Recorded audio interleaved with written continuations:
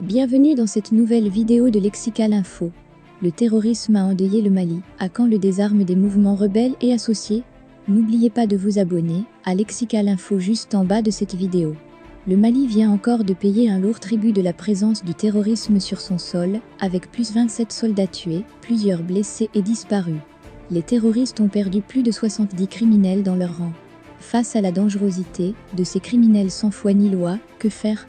À quand le désarmement des mouvements rebelles et associés?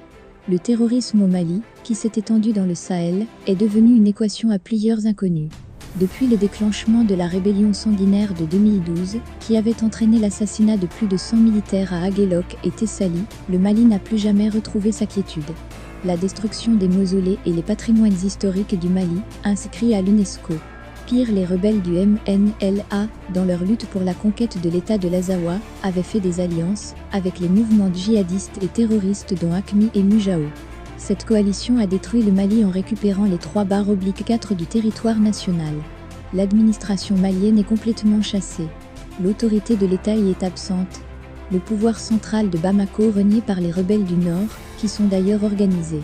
Même si le MNLA et ses coordinations ont pu intégrer le pouvoir politique avec des postes de responsabilité et de ministres, la question d'insécurité du Mali s'impose avec gravité.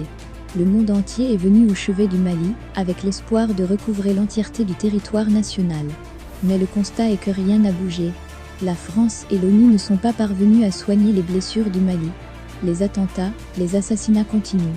Beaucoup de morts dans le rang des civils, et surtout dans celui de l'armée. Des veufs, veuves, orphelins et des blessés sont très nombreux, et leur nombre est incalculable. Les régions du Nord, du Centre et du Sud sont complètement assiégées par les djihadistes et terroristes. Ils y multiplient des attaques, ils tuent, brûlent et incendient des récoltes et champs. Avec leurs pensées obscures, les djihadistes ont encore sévèrement endeuillé toute la nation malienne, avec les attaques de Mondoro. Plus de 27 soldats tués, des blessés et disparus. La vaillante armée malienne a pu neutraliser plus de 70 djihadistes et leurs engins. L'armée malienne est bien déterminée à protéger et défendre l'intégrité du territoire national. Et elle le prouve par sa détermination et ses actions concrètes sur le terrain. Elle monte en puissance, selon les autorités et plusieurs observateurs. Mais pour davantage aider les braves soldats, ne serait-il pas temps de penser au désarmement des mouvements rebelles armés et autres milices? Le fait que ces mouvements ne sont pas désarmés est une réelle menace sur la nation. Merci pour votre aimable attention et n'oubliez pas d'activer la cloche de notification pour recevoir les prochaines informations.